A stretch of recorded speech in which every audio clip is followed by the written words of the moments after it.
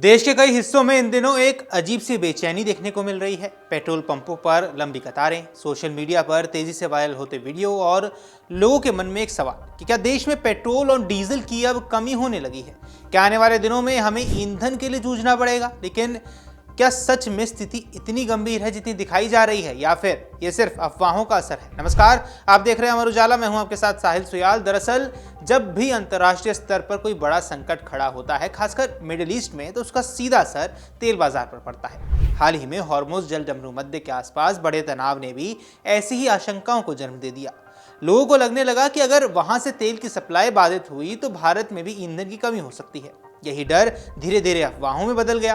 Social media पर कुछ video viral हुए जिनमें दावा किया गया कि देश में पेट्रोल डीजल खत्म होने वाला है। इन वीडियो में लोगों के बीच घबराहट पैदा हो गई और नतीजा ये रहा कि कुछ पेट्रोल पंपों पर अचानक भीड़ बढ़ गई और लोग जरूरत से ज्यादा ईंधन भरवाने लगे। ऐसे में सवाल उठता है कि असल तस्वीर क्या है?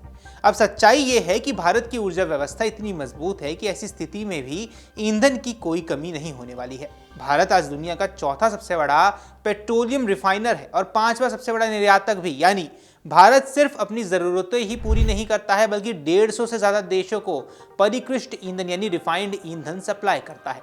अब जरा सोचिए, जो देश दुनिया को ईंधन दे रहा है, क्या उसके अपने नागरिकों को पेट्रोल डीजल के लिए संघर्ष करना पड़ेगा?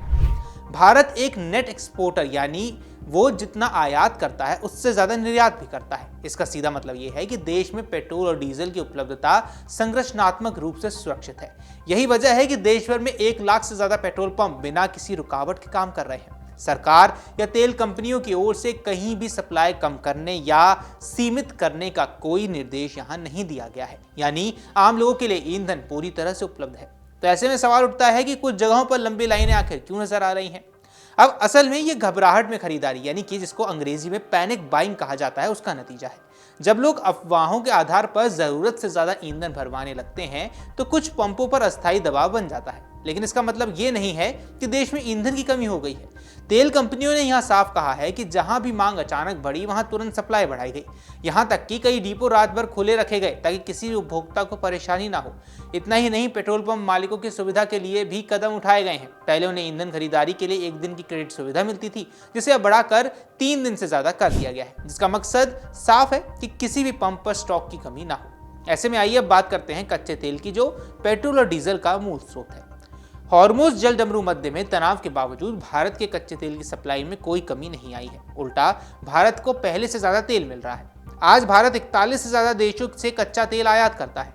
अगर एक क्षेत्र में समस्या आती भी है तो दूसरे क्षेत्र से उसकी भरपाई पूरी कर ली जाती है। खासकर पश्चिमी देशों से मिलने वाले अतिरिक्त सप्लाई ने किसी भी संभावित कमी को पूरी तरह संतुलित कर दिया है। भारत की सभी रिफाइनरियां इस समय पर 100% से अधिक क्षमता पर काम कर रही हैं, यानी उत्पादन पूरी रफ्तार से जारी है। इसके अलावा भारतीय तेल कंपनियों ने अगले 60 दिनों के लिए कच्चे तेल की आपूर्ति पहले ही सुनिश्चित कर ली है। यानी आने वाले 2 महीनों तक किसी भी तरह की सप्लाई बाधित होने का सवाल ही नहीं उठता है। तो ऐसे में मुद्दा है देश का भंडार। अब हाल ही में कुछ रिपोर्ट्स और वीडियो में दावा किया गया कि भारत के पास सिर्फ 6 दिन का ही तेल भंडार बचा है।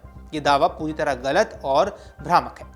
वास्तविकता यह है कि भारत की कुल भंडारण क्षमता करीब 74 दिनों की है और मौजूदा समय में जब पश्चिम एशिया संकट अपने 27वें दिन में है, तब भी देश के पास लगभग 60 दिनों का भंडार मौजूद है। इसमें कच्चे तेल का भंडार, तैयार उत्पादों का स्टॉक और भूमिगत गुफाओं में रखा गया रणनीतिक भंडार, यानी सब कुछ इंक्लूडेड है। यानी साफ शब्दों में आपको समझाएं तो हर भारतीय नागरिक के लिए लगभग 2 महीने बिना किसी रुकावट के ईंधन उपलब्ध है। अब सिर्फ इतना ही नहीं, अगले 2 महीनों के लिए कच्चे तेल की खरीद भी पहले ही तय की जा चुकी है, यानी सप्लाई चेन भी पूरी तरह से सुरक्षित है। तो ऐसे में सवाल उठेगा कि फिर डर किस बात का है? क्या हमें सोशल मीडिया पर दिखने वाले हर वीडियो पर भरोसा करना चाहिए या फिर तथ्यों को समझकर सही निर्णय लेना चाहिए? सच्चाई यही है कि भारत की ऊर्जा सुरक्षा मजबूत है। दुनिया के कई देश जहां ईंधन संकट, कीमतों में उछाल और आपातकाल जैसी स्थिति से गुजर रहे हैं, वहीं भारत में ऐसी स्थिति की जरूरत अभी तक नहीं पड़ी है।